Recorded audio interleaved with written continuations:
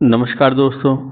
देखिए दोस्तों, आज हम संस्कृत की कुछ शब्दावलियाँ देखेंगे। तो शुरू करते हैं। सबसे पहले देखते हैं। आर्द्रक का मतलब होता है अदरक। आर्द्रक का मतलब क्या होता है? अदरक। दृढ़ बीजम का मतलब अमरूद। दृढ़ बीजम का मतलब क्या होता है? अमरूद।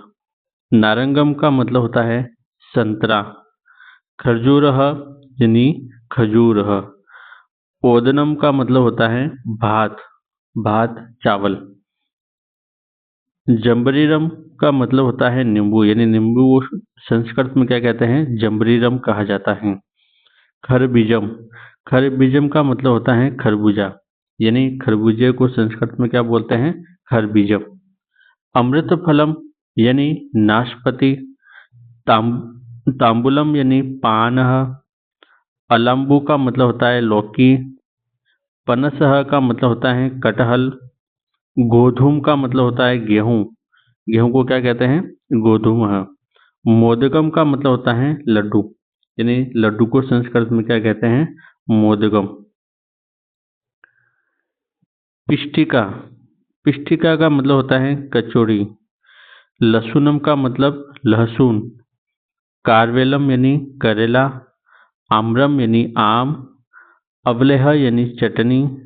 कर्कटिका यानी ककड़ी। और गृंजनम का मतलब होता है गाजर।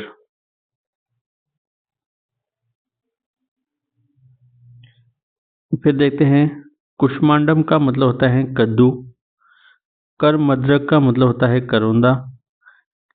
टिंडिस का मतलब टिंडा। रक्तांगम का मतलब होता है टमाटर। हरिद्रा का मतलब होता है हल्दी। पृष्ठ यानी पीठ। लवणम का मतलब होता है नमक, यानी लवण को क्या कहते हैं? नमक। नमक को कैसा कहा जाता है?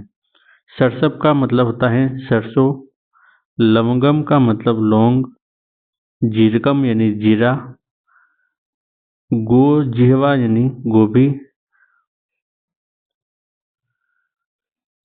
पाद कंदुकः यानी पादः का मतलब होता है पैर, और कंदुक का मतलब होता है गेंद। तो गेंद पैर से खेली जाती है तो इसको कहा जाता है फुटबॉल, यानी फुटबॉल को संस्कृत में कहा जाता है पाद कंदुकम। हस्तकंदुक हस्तपाद कंदुकम बास्केटबॉल। अपाद कंदुकम वॉलीबॉल, यानी वॉलीबॉल को संस्कृत में कहा जाता है अपाद कंदुकम, यानी जो पैर से न खेलकर हाथ से खेला जाता है। उत्पीठिका कंदुकम यानी टेबल टेनिस। खगक्षेपण का मतलब खगक्षेपण क्रीड़ा यानी बैडमिंटन। आज्यम यानी घी। मल्लयुद्धम यानी कुश्ती। कुश्ती को संस्कृत में कहा जाता है मल्लयुद्धम। मेलापक यानी मड़ई। क्षेत्रम यानी मैदान। क्रीड़ा क्षेत्र का मतलब खेल का मैदान। क्रीड़ा का मतलब खेल हो गया, और क्षेत्रम का मतलब मैदान। तो क्रीड़ा क्षेत्र का मतलब हो गया खेल का मैदान। फिर आगे देखते हैं हम लोग। दाडिम का मतलब होता है अनार। दाडिमम यानी अनार। आमलकी यानी आंवला। नयन नयनम यानी आँख, यानी आँख को क्या कहा जाता है? नयन भी कहा जाता है, चक्षु भी कहा जाता है। तो इसके बहुत सारे और भी पर्यायवाची शब्द हैं। वृत्तांतम का मतलब होता है भट्टा। मूलकम यानी मूली। गट्टी यानी घड़ी। गट्टी या गट्टी का कुछ ये भी कहा जाता है, गट्टी का भी कहा जाता है घड़ी को। योजनी यानी स्टेपलर, जो स्टेपलर है उसको योजनी कहा जाता है संस्कृत में। लेखनी यानी कलम। अंगनी यानी शीशः। द्वारम यानी दरवाजा। उपनेत्रम। उपनेत्रम यानी चश्मा। चश्मे को संस्कृत में क्या कहा जाता है? उपनेत्रम। छत्रम यानी छाता। छाते को छत्रम कहा जाता है। फिर आगे देखें तो स्तुतः का मतलब खेला। नासिका का मतलब होता है नाक। कर्णम यानी कान, जिह्वा यानी जीभ, शिरः यानी सिर, ललाट यानी मस्तक, भ्रूः यानी भौं, जो भौहें होती हैं उनको कहा जाता है। ओष्ठम या ओष्ठः, ओठ, इन होठ को कहा जाता है ओष्ठः।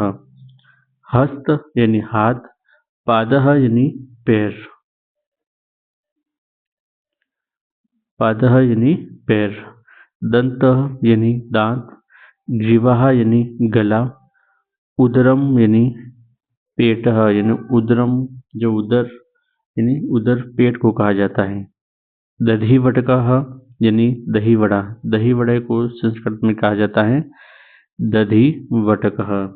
प्रासादः यानी महल, लपसिका यानी हलवा। देखो ये जो महल है, महल जो होता है उसको प्रासाद कहा जाता है, थोड़ा सा ध्यान रखना है।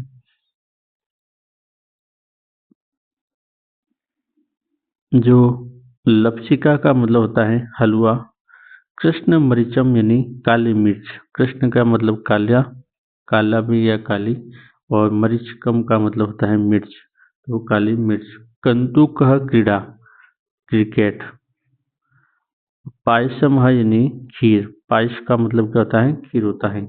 अमृति यानी इमरती, जो अमृति की वो मिठाई होती है उसको कहा जाता है अमृति यानी इमरती। अपूपः यानी मालपुआ, अपूप का मतलब होता है मालपुआ, यानी मालपुए को संस्कृत में कहा जाता है अपूपः। और पूप यानी चिल्लाह। पक्ववटिका यानी पकौड़ी, पक्ववटिका यानी पकौड़ी। धावनम यानी दौड़, परपटी यानी पापड़, कांदविकः यानी हलवाई, किलाट यानी खोवा, और कोष्मांडम यानी पेठा, और पुपला का मतलब होता है फुल्की। तो ये जो संस्कृत की जो शब्दावली हैं, जो दैनिक जीवन में अपने काम आती हैं, तो इन्हें आप 2-3 बार पढ़ें, और जो संस्कृत में इनको क्या कहा जाता है ये अपने को मालूम पड़े कि संस्कृत और हिंदी में इनका क्या शब्द का अर्थ है, तो इन्हें आप 2-3 बार देखें। तो दोस्तों आज के लिए बस इतना ही, धन्यवाद।